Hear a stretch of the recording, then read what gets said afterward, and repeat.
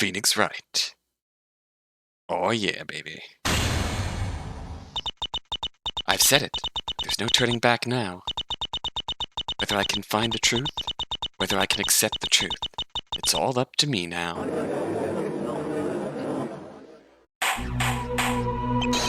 Silence! Order in the courtroom. I'm sorry, Mrs. Fay. What did you just say? That can't be right. I'm being serious, Your Honor. I'm accusing Phoenix Wright. But how does that work? Phoenix, stop hiding and get on the stand. Don't just snap completely. Mrs. Fay! I would allow this nonsense! Very well, allow me to explain. The murderer pulled off a very elaborate scheme on us here. You've apparently gone crazy. Objection over. Propose the possibility that Mr. Wright had the victim's key with him on the night of the murder.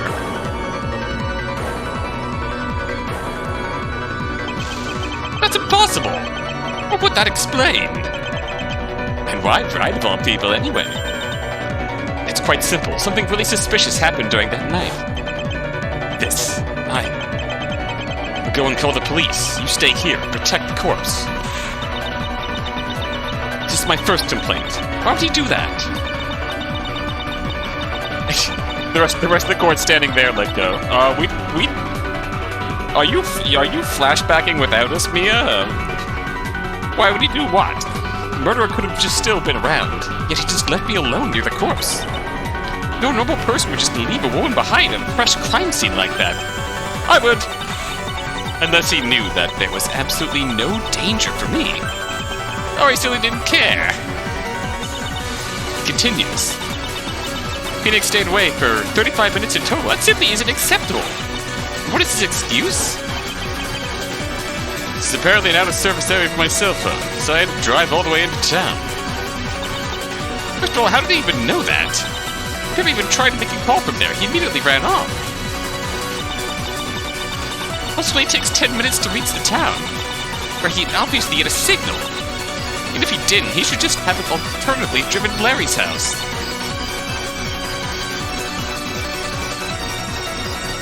I feel like that information did come up when we were talking about the clock at Larry's place. In fact, it's not that far-fetched to assume that he got a signal again earlier. So this isn't coming out of nowhere. That information did come up. God damn, this music is loud. How was that call justify 35 minutes absence in total? 10, 15-minute call to the police? No, that's not happening. That should have taken 20 to 25 minutes at best. There's a huge gap there. Oh, you're right. That sounds suspicious. Now to the important part. Phoenix was the one who insisted on examining the corpse. I was the one who asked him whether he found something. However, if he already had the key with him, he could have easily pretended to find the key in Larry's pocket. Well, let's take a close look at the corpse. You really shouldn't disturb the scene. I already said I'd do everything to find the truth behind this.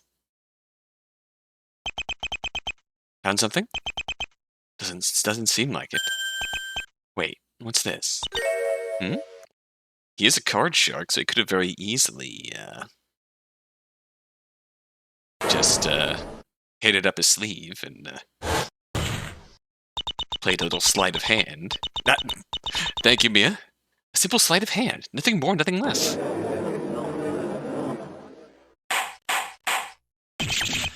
What?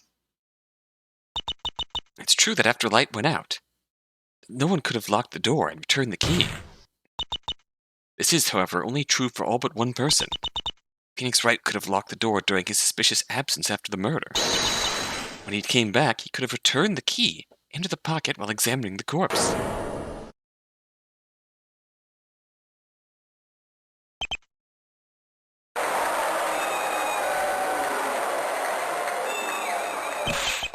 You do realize how absurd that is, right?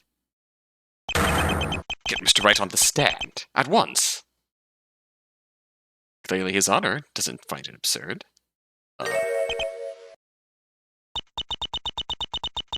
Thought you could fool me, huh? I have no clue what you're talking about, Mia. I have no idea what's wrong with you.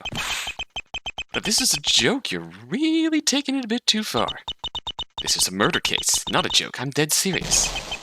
that's what you're really thinking of me, that I just murdered my friend. So, Hobo Man, just a reminder of, because your silly hypothesis causes quite a few contradictions that are impossible to explain. We're really doing this. You're having me testify now. Fine. Yeah, I'm disappointed. You know I'm innocent. What is this? Well, okay. Mr. Wright, please testify. Ah, nostalgia. It's certainly been a while since my last testimony. Though back then, you were defending me, not accusing me of murder. Did you defend? In this universe, did you defend, Phoenix in the Shoddy Smith case? I don't remember the name that Zach went by. That's really worth your career, whatever. I have no clue what the hell you're thinking. Seriously, how can one be so obsessed with this case to accuse one of their own friends? Mr. Wright, I'd like to hear your testimony. What do you have to say about what I pointed out? Fine then. Riddle me this. Okay, seriously? Accusing me is like the worst joke ever. Don't you remember? I was with you that evening. Even when the lights went out, I was still by your side. Don't tell me you forgot. There is nothing that would suggest the use of an indirect murder weapon in this case. It's true that it took a little longer to make the call to the police. Bad luck. I never was in possession of that key before I found it in Larry's pocket, I assure you. Even with the key, it would have been impossible for me to kill him in that tower when the lights went out. So, can you stop this already? I'm sorry, but those excuses won't stop me. I've already almost figured out how you did it. Phoenix, I have to know. That is my duty as your former mentor. Did he really do this? And if yes, why? Anyway, this testimony is indeed rather solid, but I did expect this. I've already thought that far. But for this testimony, I'll need more than one piece of all fuck. So I should present multiple pieces of evidence on one statement. Oh, god damn it. It's twisting because you mustn't present too much evidence at once, but it's the only way sometimes. Not too few pieces, not too many. This I'll crack your seemingly perfect testimony to prove my next point of reasoning. What's left after that is to figure out the actual trick. Mrs. Fay, are you going to cross-examine this testimony? No, I'm just introducing bullshit super objection mechanics. Of course you will. Haven't you learned anything today, Judgy? I always see these completely perfect testimonies, and they always convince me. And this one has pretty solid arguments. Perfect ones, you could say. No, Your Honor. Don't be fooled. He's bluffing, and I'll show you how. Begin the cross-examination. Yes, ma'am.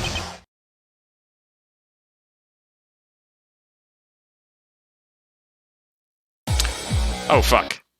Don't mind that. I just accidentally loaded an old save.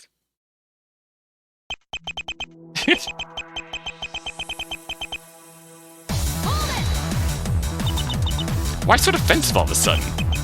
Well, this is a pretty random accusation, wouldn't you agree? Didn't think that prosecutor over there would be able to make you that paranoid. What do you have to say about these keys, then? Care to explain? What's there to explain? You based this solely on the fact that I was the one to check the corpse. Let's not forget about your other suspicious actions now. Like leaving me there alone.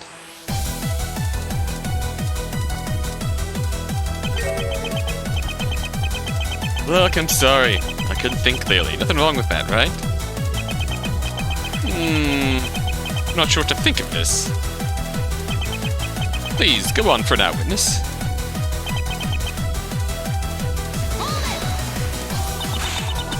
Not the whole time. Oh, what is this music? Well, the relevant time is certainly covered. Didn't you even consider this in the slightest when you accused me? After all.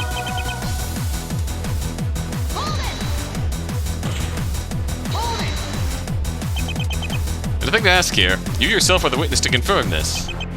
I was without any room for doubt, with you when the lights in the room went out. Well, that is certainly true. There's a chance that he didn't actually die at that time. We rushed there immediately to discover his corpse, didn't we? Who was cross-examining whom here? You're the one who immediately confirmed his death, so I couldn't have killed him then.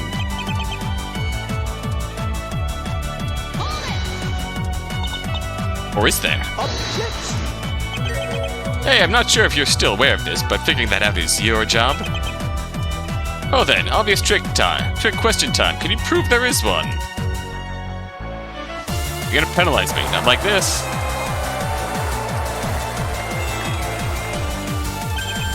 Hooray for sanity! I'm gonna take this approach and I'll have to do it differently. Oh, okay. So we're gonna use the same gimmick we used in Luke Atmey's case, in that Luke Atmey testimony in the bad ending. We'll try it. A little. It took 15 minutes more than it should have. Traffic jams, okay? After midnight in that far-off area? Don't underestimate how packed the streets in the city usually are. However, would you really have needed to drive the whole way just to be able to make a call? That's what happened. Accept it. We can't prove it, though. Unless it happened exactly as I described with you feigning your discovery of the key. I still don't get how that make me the murderer, though. I don't know how you did it, but I know one thing for sure. Someone locked the room at some point. The defendant claimed he never locked the door, leaving only the key that was with the victim. And if it really was in the victim's pocket, he would face an impossible situation. Using logic, the only explanation is that some sort of trickery made us assume that the key was there. That's cold, loveless logic. Are you really intending to take the trust your client thing that far? You're willing to trust his claim more than me? Go on, witness.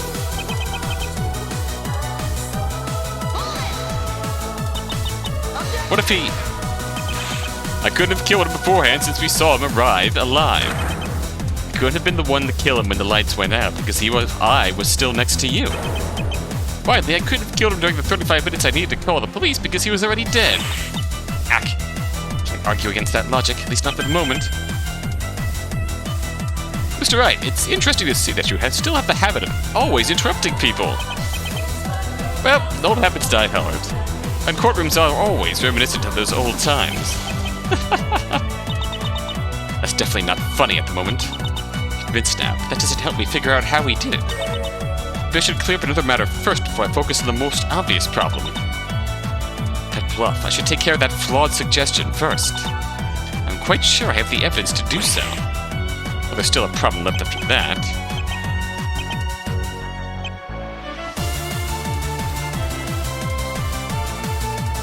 Assuming this... Cage. And more evidence. We'll use the same strategy we used against Luke Atmey here. Business report. Objection. Nicely worded. I'll leave you then. What are you talking about? Fine, I guess I'll have to explain, then. The so-called indirect murder method. Well, aren't we in trouble now? Seems like she got it. Please remember the cage which was found at the crime scene. It must have something to do with a trick. The question is what? The answer lies in the fact that it was closed when it was found. Obviously, the cage must have been used to store something inside. Whatever was inside that cage managed to get out without the culprit's help. Because if he let it out, himself, there would have been no reason to leave the cage at the scene. Whatever's in that cage managed to get out while the cage was closed. There's only one thing that could have been stored in that cage to have some sort of effect. Something that got out of a closed cage? Your Honor, please take a look at the business report. The thing in question is mentioned right there. Dry ice.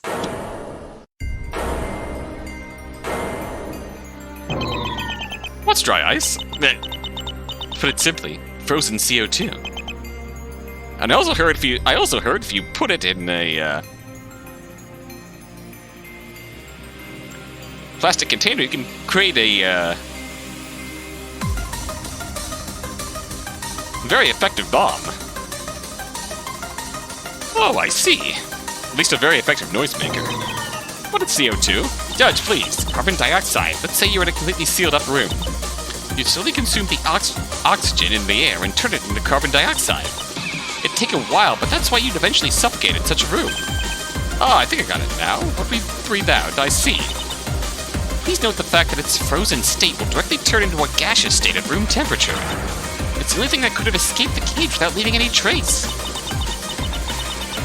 Plus, it could have caused the candle to go out and make the victim suffocate. Oh! In short, it's an indirect murder method. You could leave it in the room and it'll do the job. The fact that Larry fell out the window can be explained by him trying to get some fresh air.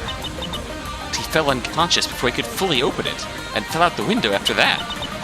So, how does that sound to you?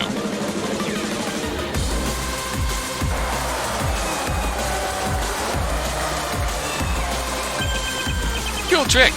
2 things, though. First, what exactly does this have to do with the key trick you suggested earlier? If he died that way, Lay would have had the key already with him inside that room, right? Guess you could argue that someone locked him up in there. Yeah, in that case it'd have to have been Phoenix, but he was with you before you saw any lights anyways.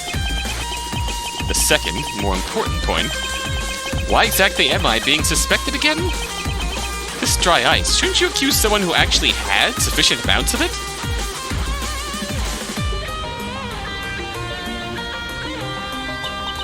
True. So, shouldn't you rather suspect the CEO of Cool Company? So I've never had any of that stuff. Anyone could have pulled that dry ice trap trick. What you just said... Oh, fuck. What I just said was I rewound. I have. Now that I actually made a save instead of loading a bad save. Completely true, completely wrong. Shouldn't we suspect the CEO of Cool Company? That's completely wrong. That is incorrect. Rubbish, only you could have pulled that trick off. Really now? Please tell me why only I could have done it then. Mr. Hackney seems more suspicious in my opinion.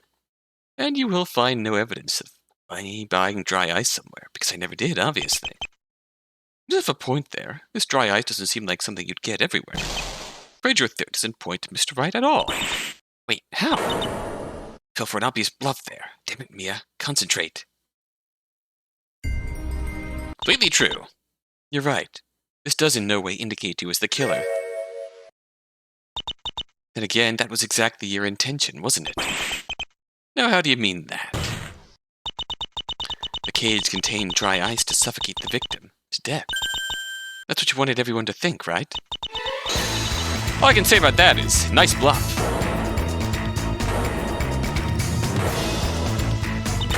However, that trick was never actually used in this case. Hold your horses. Seems like it's my turn again. So, first of all, we're immediately going back in our objection to call him out on a bluff. Full penalty! Oh shit. Alright, so now you suddenly throw all that dry ice business on the trash yard again? Or what? At this point, you can't just do that. You can't just clear evidence of that trick. All I required the culprit to do was to place a cage at the crime scene. Really? But there's no other reason to do that now, is there? It's a bluff. The only explanation for the cage would be dry ice, and the culprit knew it. Objection! There. That's not how logic works. We're left with 2 options here. Can you prove that the cage was a bluff? Oh, my bad. You have to prove it. Otherwise, your journey ends right here. I can prove it. There's a way. Way to prove that dry ice wasn't used to kill the victim. It's definitely there.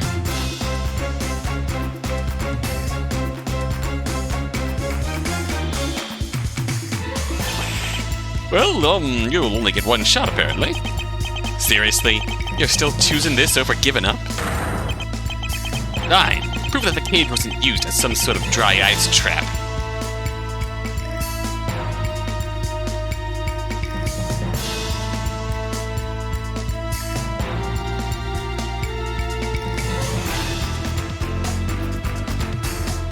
Autopsy report? False. Never mind, truth. Please take a look at the autopsy report again. Oh, come on now, that doesn't have anything to... Mr. Hausman, would you be so kind as to remember your own words from a while ago? The maid did it. She poisoned his food or something. Well, that actually would explain the locked room if the poison took effect there, but sure, because he just so happened to go into a locked room, and happened to fall out the window. Anyway, just in case you want to try to accuse the maid with something like that, it have been mentioned here, in here, just reminding. In short, forensics are naturally capable of detecting this sort of poisoning. The point is, CO2 would have left a similar trace if you really inhaled so much of it. Abnormal amounts of CO2 would have been found in the victim's lung and blood. Objection! Not so fast. Don't think you're the only one who did his research here. It's true that you'd find traces of someone actually suffocates from it. The victim's cause of death was the fall. It doesn't kill you, it'll leave your body again after a while. In this theory, Mr. Butts fell unconscious from the amounts of CO2 right after opening the window. He'd have died instantly after a few seconds after that. He'd still been in his body. Is that what the autopsy report says? He died instantly? When did you receive that report again? I'm afraid it's not the most recent version. You fucker. I mean, to be fair, he did say...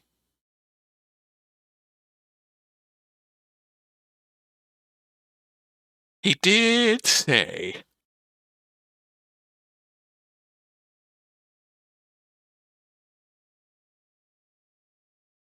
in the bad ending, that there was another version of the autopsy report.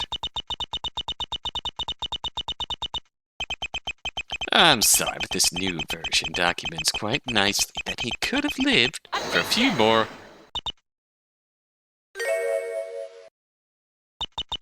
I'm sorry, but you won't get me like that again. Take a look at what you stated earlier. I'm going to ask this once and only once. Is that the most recent version in your possession? Yeah, sure, no worries. This one's the real deal. No more surprises ahead, really. Terribly sorry, but with that statement, you have revoked the right to present more versions. That report you have there is legal evidence which cannot be accepted by the court. Now you're taking all the fun out of this. Objection sustained. Which means this version is still the most recent, and it's clearly stating that the victim died instantly. This disproves any theory involving dry ice as a method to suffocate the victim.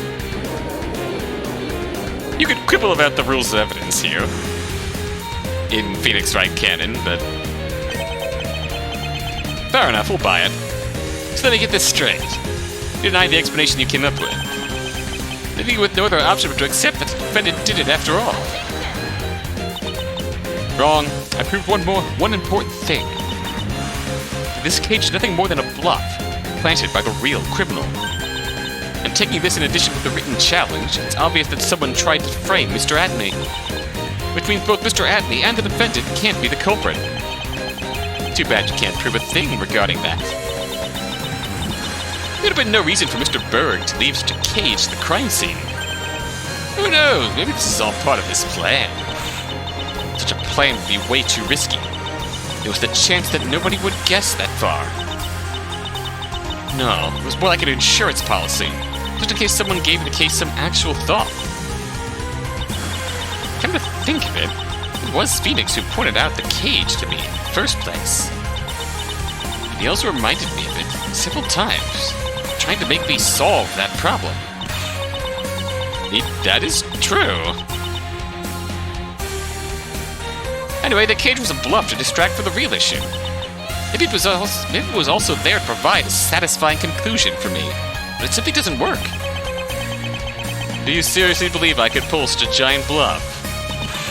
You're an ex-attorney and a poker player, and you were also a close friend of Larry. You even told me that you'd been at Larry's house before. You knew about the affair. Face this claim. Stop it already. You could stop denying it already. You have one thing left to explain. I could have returned the key, but I couldn't have entered the room. Alibi is perfect. You were observing the window, together with me, weren't you? I knew something was wrong there. It was coming, his final line of defense. Yes, that is the final issue I have to explain regarding that. Mind giving testimony detailing why exactly your alibi is perfect? Now, isn't that obvious enough? But if you're insisting, I might as well. Have your fun. I'll lean back and watch this. Perfect alibi. I've been with you from about 11:38 to now. Larry arrived at the church at around 11:48. Heck, I was already with you when he left his house at around 11:40.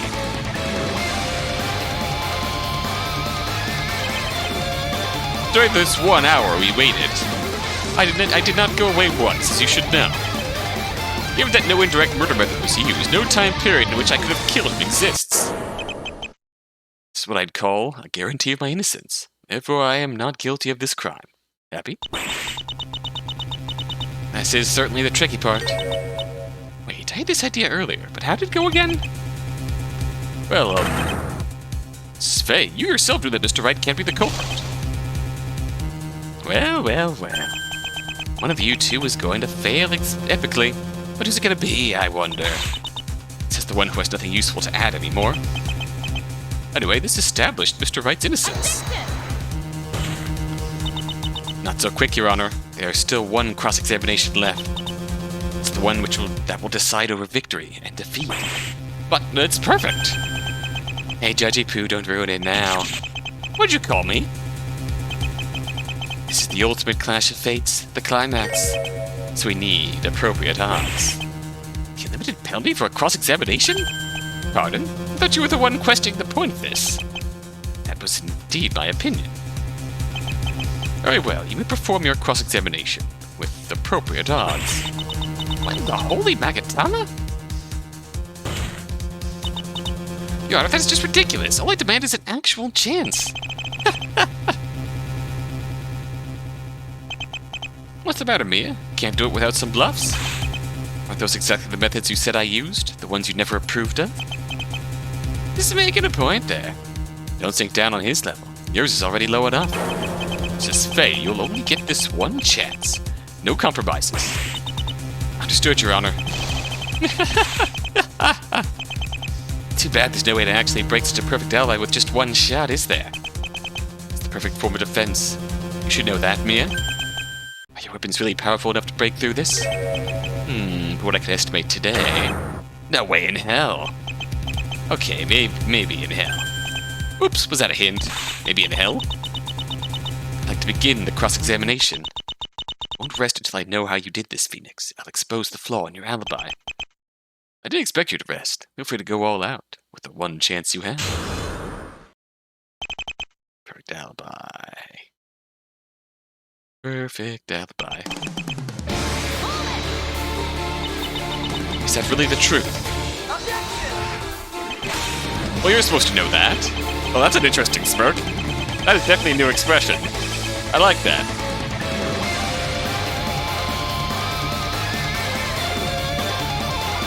We observe the window together and investigate the crime after that.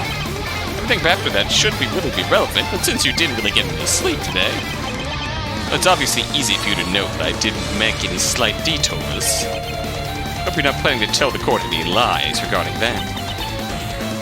You. Oh shit, that choice came up way too quickly. I accidentally selected something without thinking about it.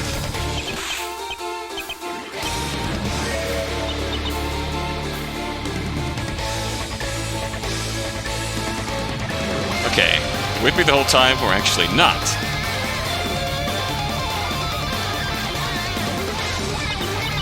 Well, I guess you're right about that.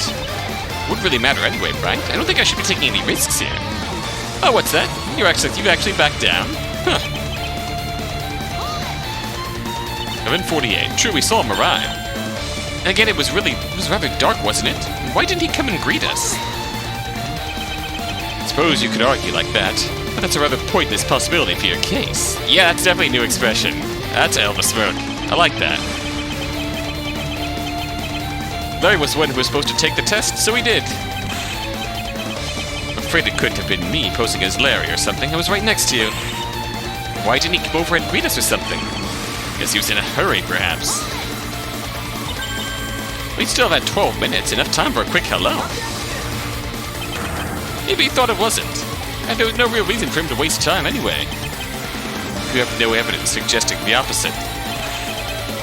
Without any evidence, you had better stay quiet in this courtroom. Well, I see really no reason to doubt that statement. Please go on, Mr. Wright. Well, that's true. Maybe you paid that suspicious maid for saying that he actually left a little earlier.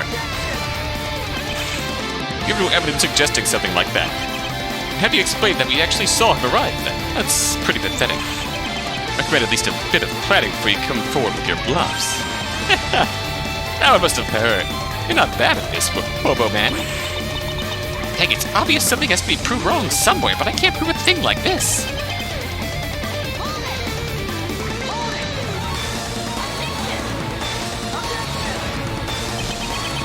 Can't possibly find anything wrong with this statement, Mia. Present your very own testimony. I did not go away once during that time, and you know this. Well, he's right.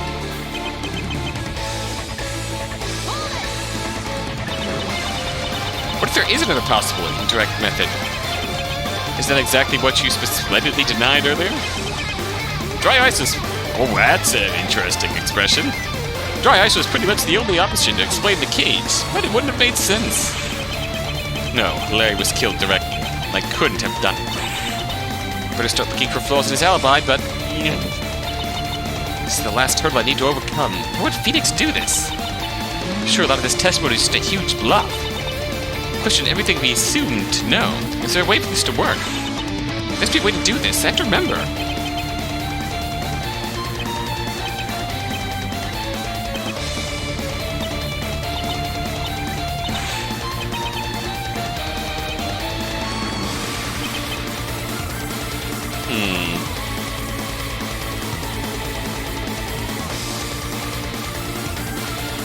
Like, the one thing that still needs to be explained here...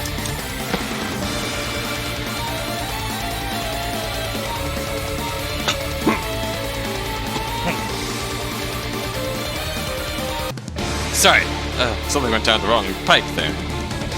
One thing that's yet to be explained is Edgeworth's odd behavior, but I don't know how we get there.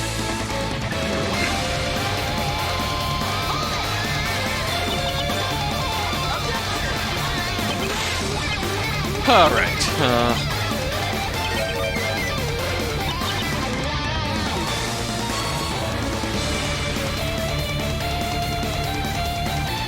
I have to say we actually not. Not too fast, Phoenix. Don't forget about those 35 minutes you spent to call the police. Yeah, what about them? That was after the murder. You are capable of properly determining a person's death, right? Since you had confirmed Larry's death at that point, whatever I did doesn't even matter.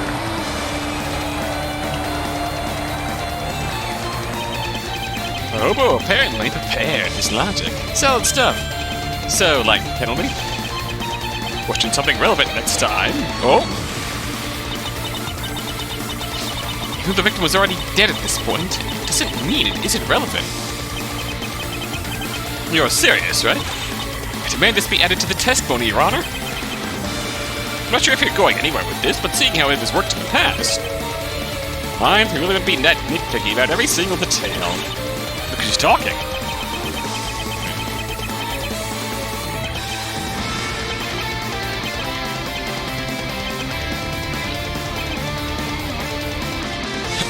I could have killed him after he already died, right? No, but you used that time to do something else that had to do with this crime. Sadly, that possibility does not shatter my alibi in the slightest. Just tell us what you were really doing during those 35 minutes. I did. I called the police. It simply took a while longer. Yeah, sure, but is whatever he actually did necessarily connected to his alibi? I should just discard this clue. Think outside the box, man.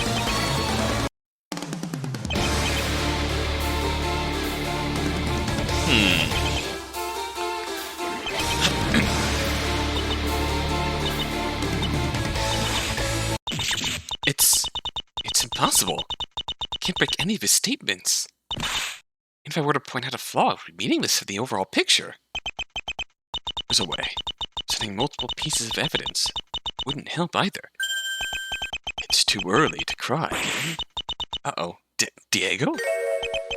Seems like my voice has reached you from beyond the grave. Diego! This is not the time to soldier your memories about me. You have to deal with that idiot Trite, right? But it's impossible. I think it destroys airtight testimony. Nothing, huh? Listen, kitten, you gave up too early. There's still something you haven't tried. Come, try to remember. If you and objecting with multiple pieces won't work, what's next? What's next? There's one last thing, but that's also impossible here. There's something worse than a super objection? That nameless technique, the last thing my mentor taught me. Oh fuck. It's too much. It might be powerful enough, but it's impossible to hit. Why are we talking about this like it's a forbidden fighting style? If the most skilled lawyer gets lost in that maze of infinite possibilities. True, I know of no case of it actually succeeding. Even legendary lawyers would never dare to resort to this. And I only have one shot left. It's suicide to try this. Oh my god. It may be. Just remember, as lawyers we must fight till the bitter end, even if it's hopeless. Well, my time is almost up. Seems like even your power as a spirit medium goes only that far. Diego. Don't say that. I couldn't bear seeing that Trite treat my kitten this badly. Nameless technique. Is it really alright to have your final chance depend on that? Presenting multiple pieces of evidence doesn't help. And what's the next step? Is to present... It's to present multiple pieces of evidence on multiple statements. Just wait, I'll show you how a cornered fake can fight on the verge of defeat. What the fuck? My final answer is going to be this. Oh god.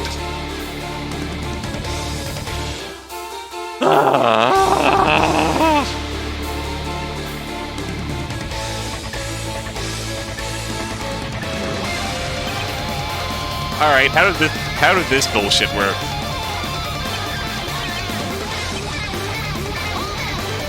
Okay, well, not selectable like the super objection.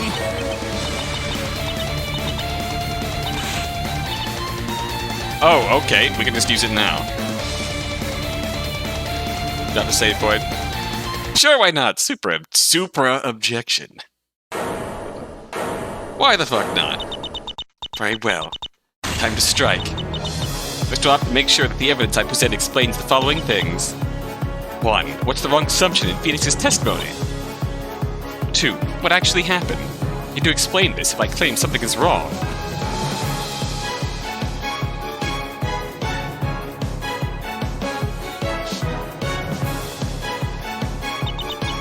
3. At least something suggesting that it happened this way. I can't just guess without any base. 4. Why it happened that way. Everything happens for a reason, a cause, or a motive. It's even more difficult. The theory must be able to destroy Phoenix's alibi. Statements I object against should be all statements that are therefore incorrect. Are we ready to go, or should I think this through once again? Why not? Let's do it. Okay, I got this. Those statements are incorrect. Oh god, this shit again. Truth or lie?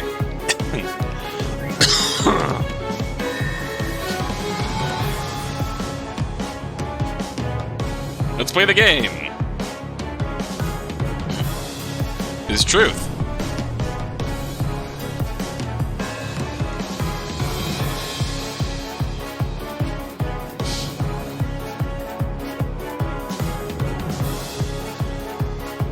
Truth.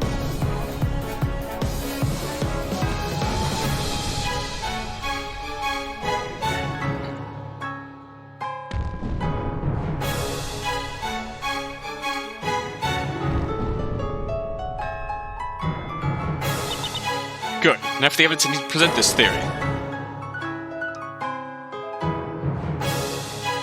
I'll look through the clock. Add more evidence. Autopsy report.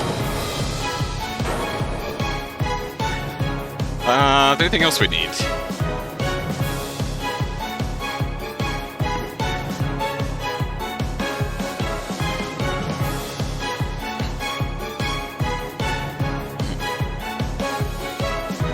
A Let's throw Miles Edgeworth in here, why not?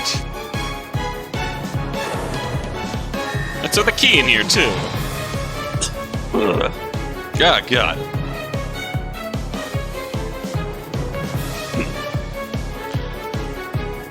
So I think kind of sort of the way that we're gonna end up incorporating,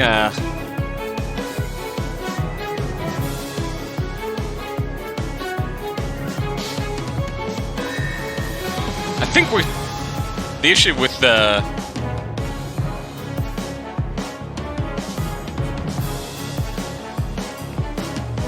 why we're trying to incorporate the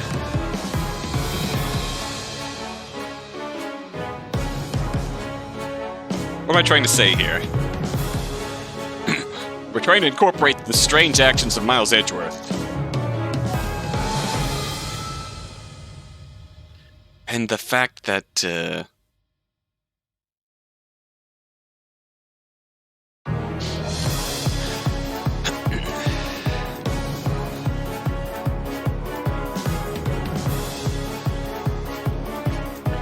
yeah, Edgeworth's strange actions. Edgeworth heading out.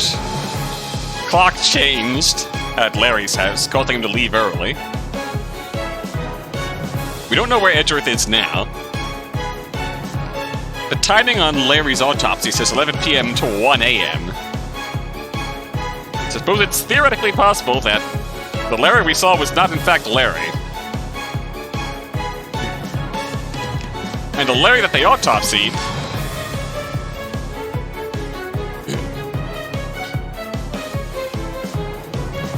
I suppose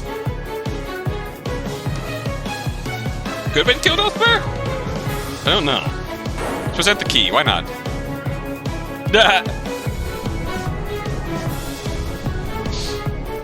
This is not gonna work, but Your Honor, Mr. Wright's guilt is clearly proven by this. Objection! It's not. We're gonna lose. Oh wow, oh god, that's your final attempt? I'm afraid the line of logic is... an elementary student could have done something better than that. Though it's entertainment, it does have a certain value to it, I must admit. Well, I do hope you understand what that means. You just blew your final chance. Can we talk about this one more time? Real men don't need additional chances. But I guess all this is to be expected from someone who didn't graduate from... What? Princeton. What? How'd you do that? Well, I think I saw something there for a second, but... whatever relation you may have witnessed there, it isn't going to prevent the penalty you've earned. And this can be undone with the power of love. Alright. Rewind time. Okay, I think I have the evidence down. What we need here, I just have to figure out exactly what's the truth and what's the lie. Truth. Lie. I'm gonna say that's truth. That is true. Lie. Lie. Okay. Let's include Larry, since...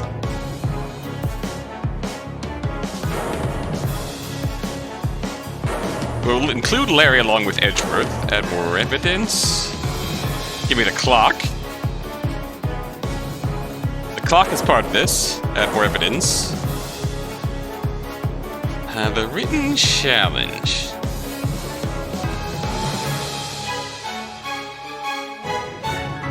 Let's include the written challenge. Let's fire this off and see if this works.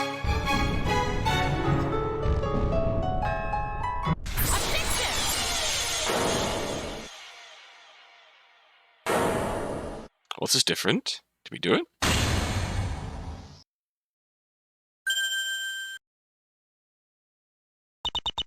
I understand. An impressive illusion. Well, I'm going to save here. Now that we actually did it. Wasn't that a pretty generic bluff? It's over, Phoenix. I know how you did it. Allow me to explain everything from the very beginning. Now that I'm thinking about it, this isn't the first time we've done a super objection on this channel. It's just been a really long time. It's a really dark period, which I thought that was out of my life for good. It's war. Flashbacks. War flashbacks.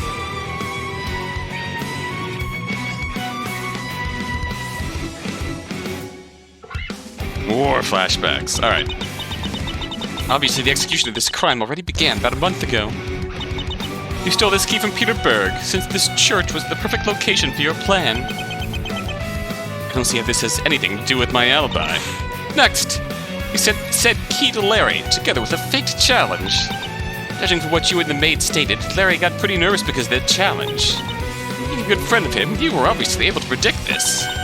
And since you told me his reaction back then, you were apparently there when he received it. Well, that was back then. That's probably when you suggested something. Suggested that Larry should cheat. Instead of Larry, Edgeworth should go and stay in that tower for 1 hour.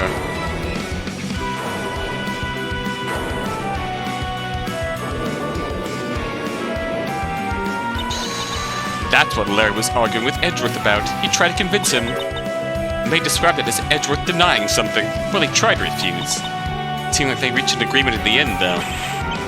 But would they really cheat like that? I prefer not to speak ill of the dead, but Mr. Butts happened to be the biggest idiot on the planet.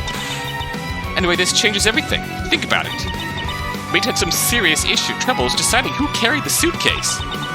Furthermore, she kept saying vague things like something seemed off about them.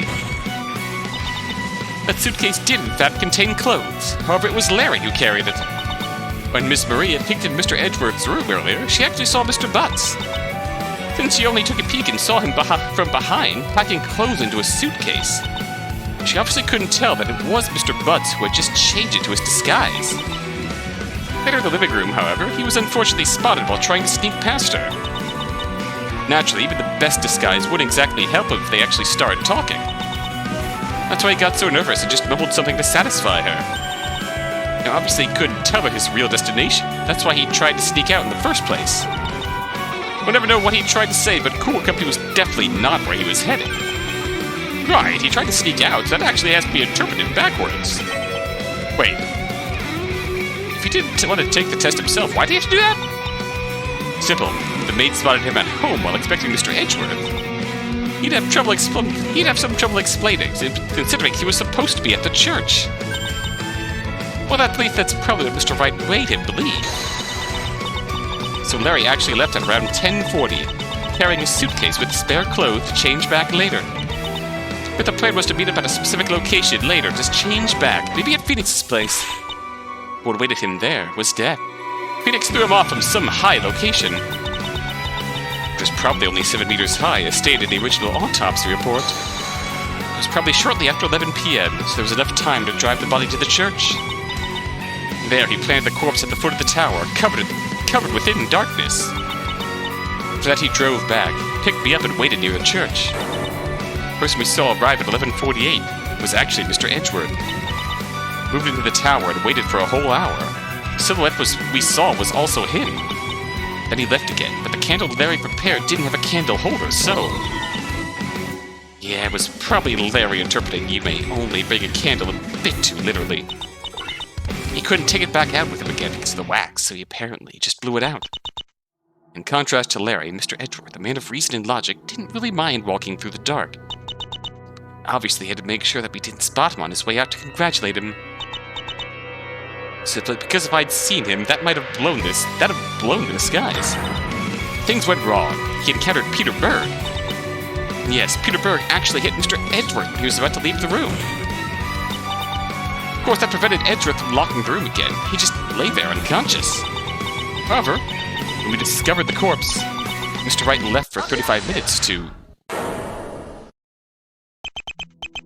Gotcha. I object to that theory. On what grounds?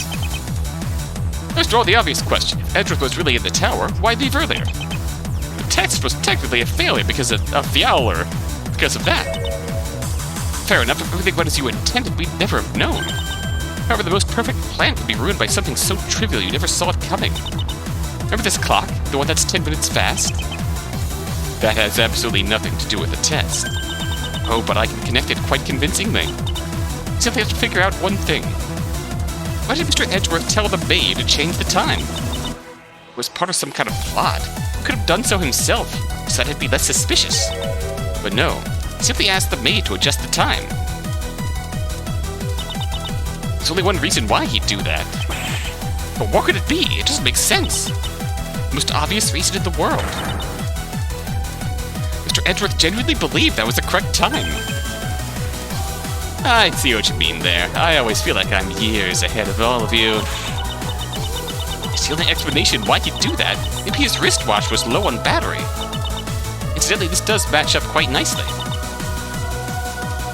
The person we saw arrived at the crime scene around 11:48, and the lights went out at 12:52. Oh. Oh, that does actually work. Now, assuming that was someone with a 10-minute fast wristwatch, I believe that he arrived at 11:58 and left at 1:02 a.m. Arriving 2 minutes earlier and staying 2 minutes longer just to be sure. Sounds reasonable. The lights went out because the person inside thought they'd already passed the test.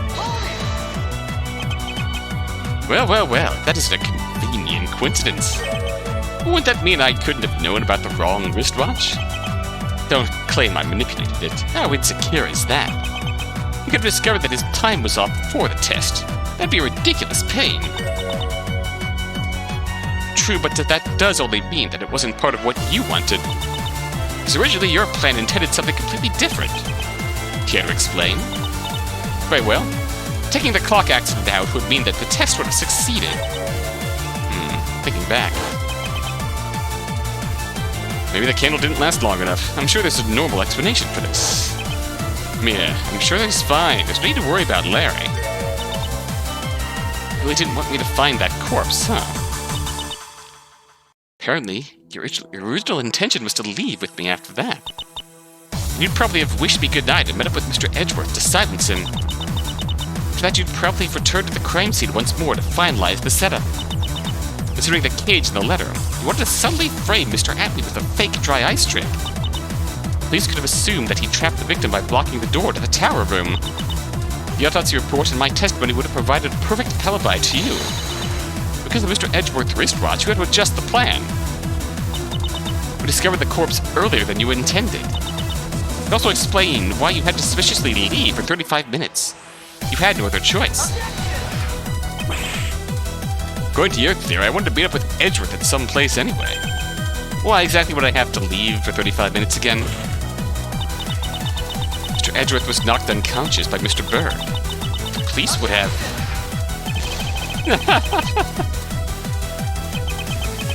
Mr. Berg's interference would have been another event I could not have foreseen. So no, I wouldn't have known that he'd been knocked unconscious. Well, seems like problems are arising once again, but let me offer you one fair chance to explain. You think, what else would the early discovery have changed? He's arrived sooner. There's something he had to do before that happened. Are your brain cells already hurting? We're waiting. Just give up. I'm right this time. Your theory fails. No sane person would act that suspiciously without a good reason. I didn't have one. Mr. Wright is right this time. I'm afraid. Care to try anyway? Intentional typo. He's bluffing. I know his reason. This is what Mr. Wright simply had to take care of.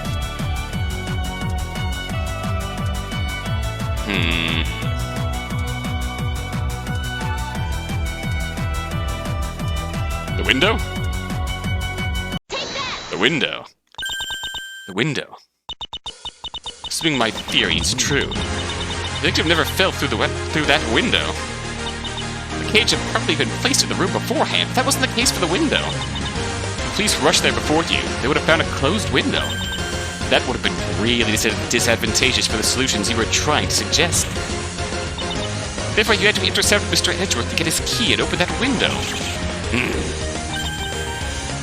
Well, you did find Mr. Edgeworth in a rather unexpected condition. Unconscious with a head wound. After having acquired his key, you opened the window, but now there was more you had to do.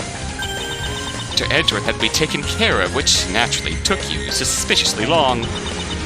In the end, it took you a whole 35 minutes to fix the plan as much as possible at that point. The last thing you had to do was to return Larry's key into his pocket. Fortunately, that sleight of hand managed to fool me and restore the situation you had intended. Unfortunately, it resulted in so many suspicious actions that I've now seen through you anyway. Explain yourself, Phoenix. I'm not done yet. So how did this go again? Edgeworth went to the church instead of Larry. How do you explain this then? Isn't that Larry's blood on there?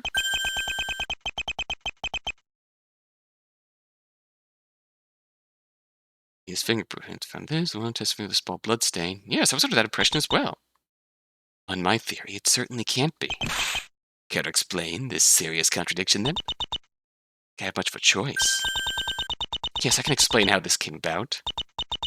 It's how my theory works, regardless of what we heard about the blood on the Bible.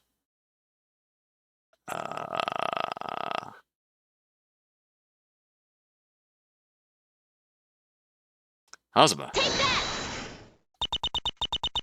Simple truth is... What? The simple truth is, this isn't Larry's blood, but Mr. Edgeworth's. Mr. Ozma, as far as I can recall, we were only under the impression that this is Larry's blood. Because you said it. You did not present anything to actually back that up. In short, this was just another one of his baseless claims. I admit nothing. Deal with it. Well, that takes care of that. Anything else? Or are you finally going to confess? I guess your hypothesis would explain many things, so I can't blame you. So how about actual evidence?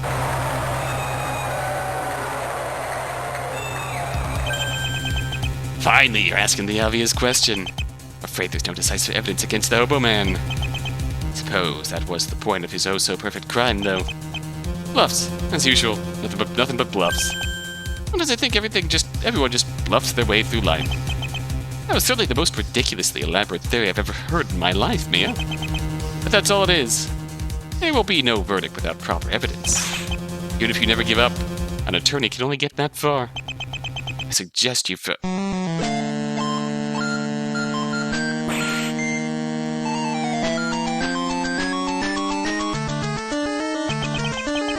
Where's that sound coming from? Gee, I wonder what that could be from. We'll find out next video.